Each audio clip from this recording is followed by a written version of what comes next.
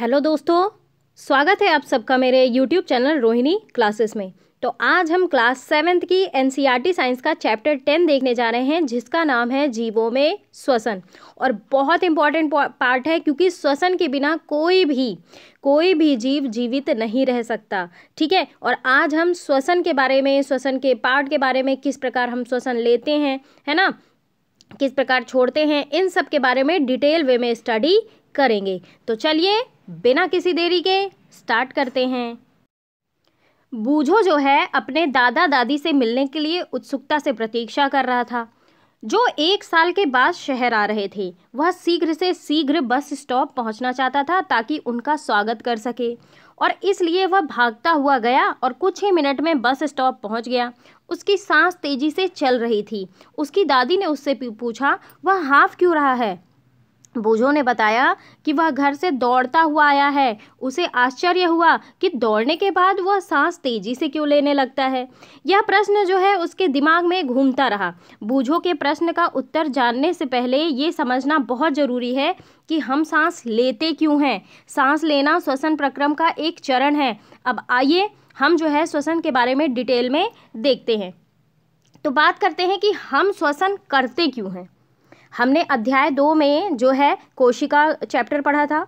ठीक है, तो सभी जीव जो है, आप सभी को बताया था मैंने, क्लास 9th में भी डिटेल में बताया है कोशिका चैप्टर में, कि सभी जीव चाहे जितने सूक्ष्म से सूक्ष्म हो, छोटे से छोटे हों, ठीक है, वो जो है श्वसन प्रक्रिया, श्वसन की क्रिया करते हैं। और सभी जीव जो है सूक्ष्म इकाइयों से बने होते हैं, जिन्हें कोशिका कहते हैं। और बताया भी मैंने, cell is the functional and structural unit of life. तो कोशिका जो है जीव की सबसे छोटी संरचनात्मक और क्रियात्मक इकाई होती है। तो जीव की जो प्रत्येक कोशिका होती है ना, पोषण, परिवहन, उत्सर्जन, जनन जैसे कुछ कार्यों को संपादित करने के लिए कुछ ना कुछ भूमिका निभाती है। ठीक है, और ये कार्य जो होते हैं ना, इन कार्यों को करने के लिए कोशिका को किसकी आवश्यकता होती है? एनर्जी की आवश्यकता। हम जो भी कार्य करते हैं, हमारा ही उदाहरण ले लीजिए, तो हमें एनर्जी की आवश्यकता होती है ना। तो इसी प्रकार कोशिका भी कार्य करेगी तो उसे ऊर्जा की आवश्यकता होगी। ठीक है, होती है। यहाँ तक कि हमें खाना खाते, सोते समय, पढ़ते समय भी एनर्जी की आवश्यकता होती है। लेकिन ये ऊर्जा आती कहाँ से है? ये क्वेश्चन सबके मन में आता होगा। क्या आप बता सकते हैं कि आपके माता पिता आपसे नियमित रूप से भोजन करने के लिए आग्रह क्यों करते हैं? क्योंकि भोजन में संचित ऊर्जा जो होती है ना, श्वसन के समय निर्मुक्त होती है। ये चीज़ आपको ध्यान रखना है। यानी कि सभी जीवों को जो है भोजन से ऊर्जा मिलती है। और कैसे मिलती है? भोजन से ऊर्जा मिलने के लिए हमें जो है किसकी आवश्यकता होती है? रेस्पिरेशन की, यानी कि श्वसन की। तो ये जो श्वसन का प्रोसेस है ना, हम पहले सांस द्वारा वायु को शरीर के अंदर ले जाते हैं, ठीक है, फिर कार्बन डाइऑक्साइड को बाहर छोड़ते हैं। क्या आप जानते हैं कि वायु में ऑक्सीजन होती है? फिर हम सांस छोड़ते हुए वायु को शरीर से बाहर निकालते हैं, और इस वायु में जो है सांस द्वारा अंदर ली गई वायु की तुलना में कार्बन डाइऑक्साइड की मात्रा जो होती है वो अधिक होती है। यानी कि कहने का तात्पर्य ये है कि ये जो कार्बन डाइऑक्साइड होती है समृद्ध होती है। हम जिस वायु को जो है सांस द्वारा अंदर लेते हैं, उसमें जो उपस्थित ऑक्सीजन होती है, यानी कि जो O2 होती है, जो है शरीर के सभी भागों में और जो है अंततः प्रत्येक कोशिका में ले जाई जाती है। ठीक है, ऊर्जा तो सभी कोशिकाओं को जरूरत पड़ती है ना।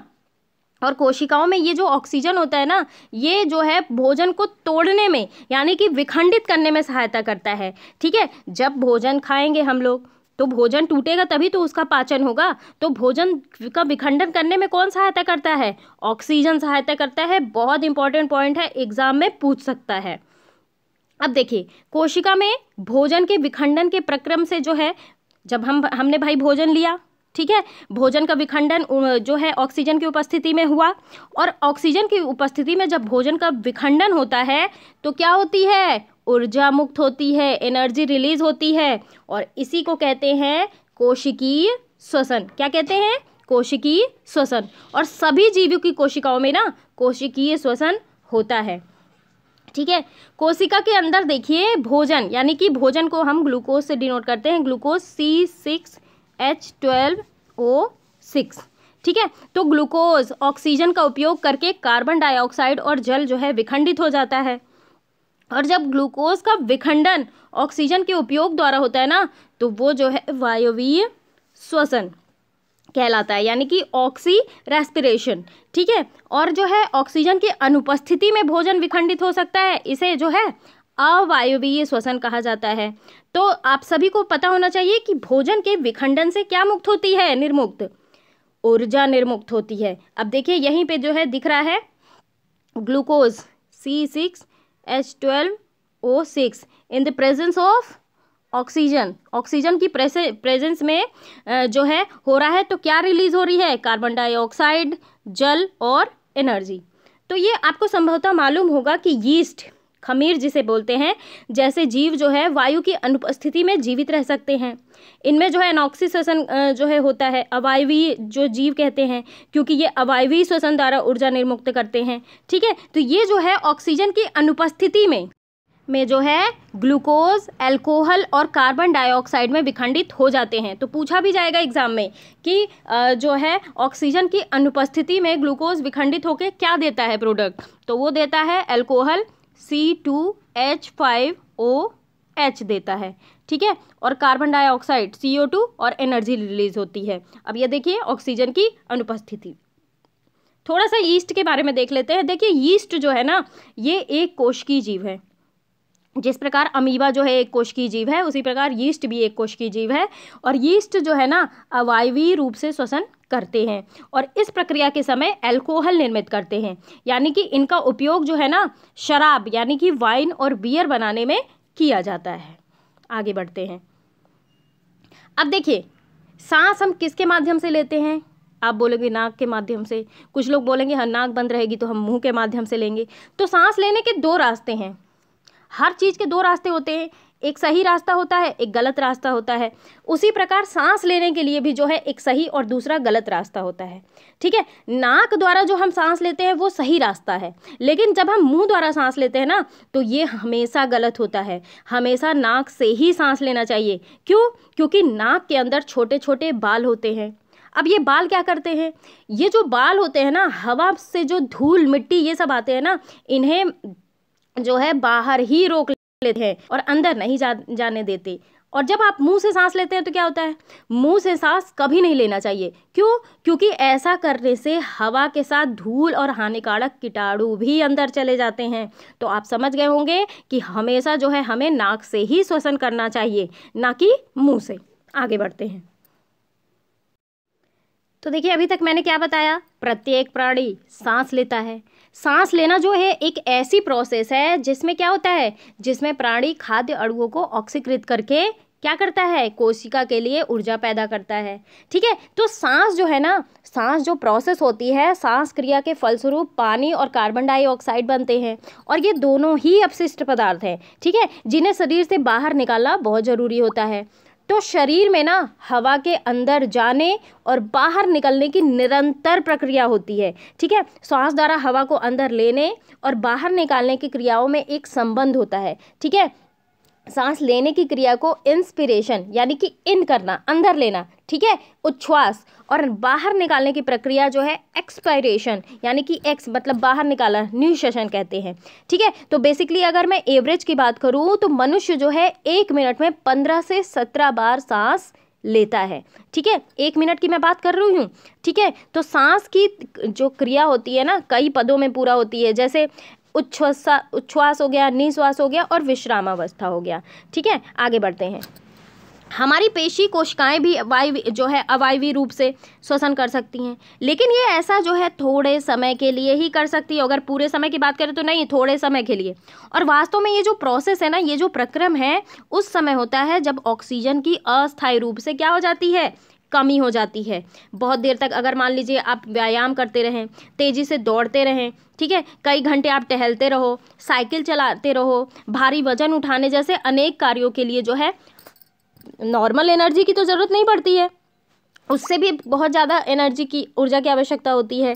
लेकिन ऊर्जा उत्पन्न करने के लिए हमारे शरीर को ऑक्सीजन जो है, ऑक्सीजन तो सीमित मात्रा में मिलेगी ना। तो ऐसी परिस्थितियों में ना जो पेशियां होती हैं उसे ऊर्जा तो चाहिए ही चाहिए, चाहे जैसे मिले। ठीक है, ऑक्सीजन मिले चाहे ना मिले।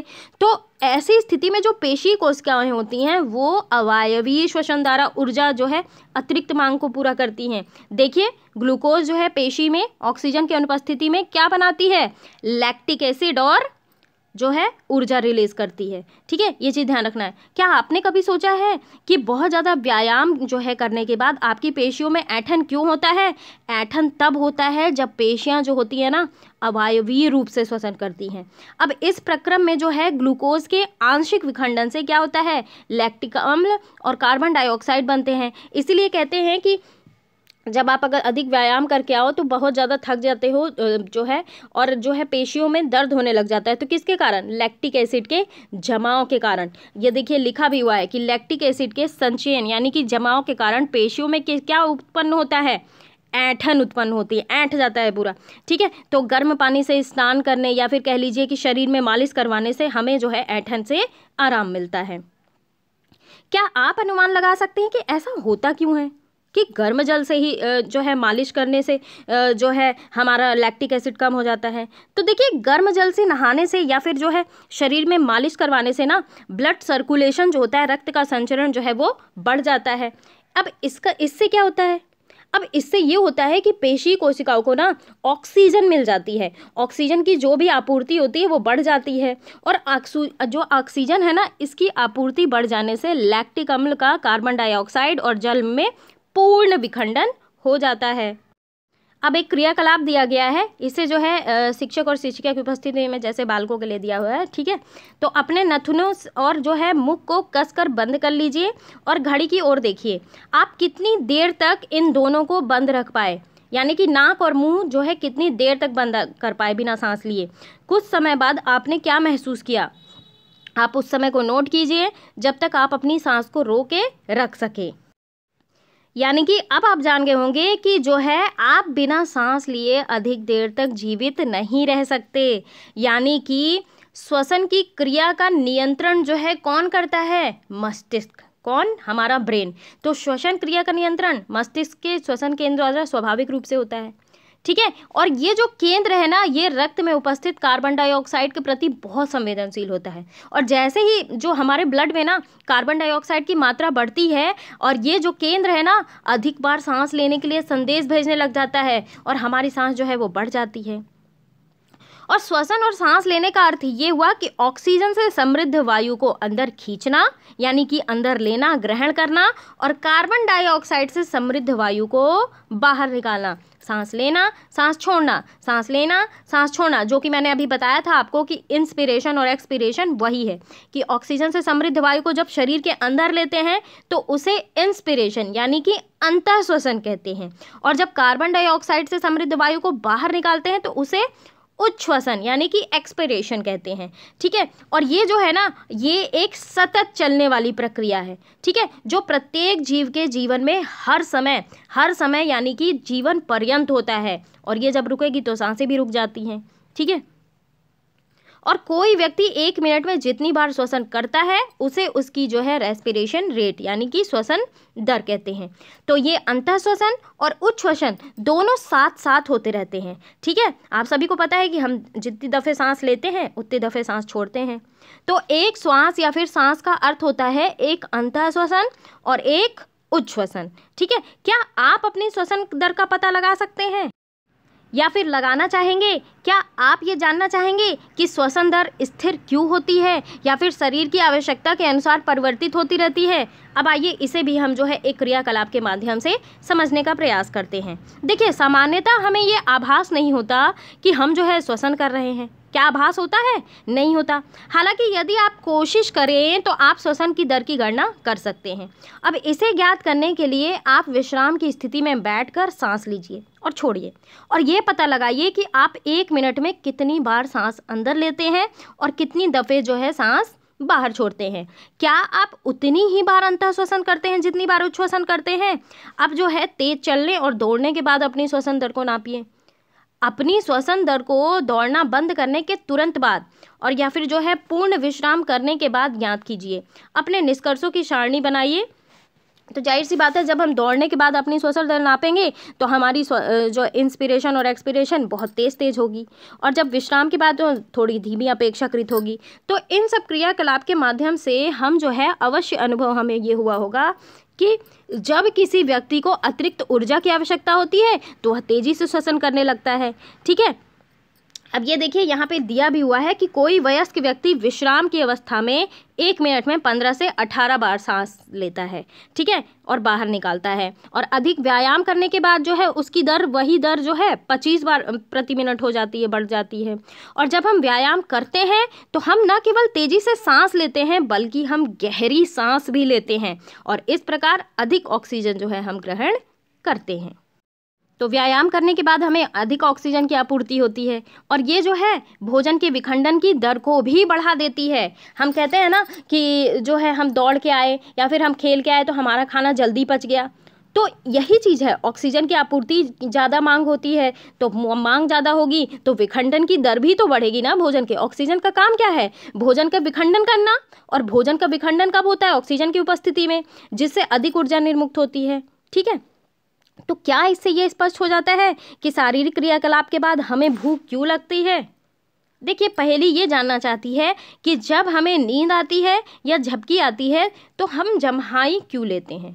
ठीक है, तो जब आप उन्नीदे होते हैं ना, यानी कि नींद आपको आने लग जाती है, तो क्या आपकी श्वसन दर कम हो जाती है? हम कहते हैं ना कि ऑक्सीजन की कमी के कारण जो है हम जम्हाई वगैरह लेते हैं। क्या आपके शरीर को पर्याप्त ऑक्सीजन मिल जाती है? इसे भी हम जो है एक क्रियाकलाप के माध्यम से समझते हैं। देखिए, किसी व्यक्ति के द्वारा सामान्य दिन में किए जाने वाले विभिन्न क्रियाकलापों पर विचार कीजिए। क्या आप बता सकते हैं कि किस क्रियाकलाप में श्वसन दर सबसे कम और किस में जो है सबसे अधिक होगी?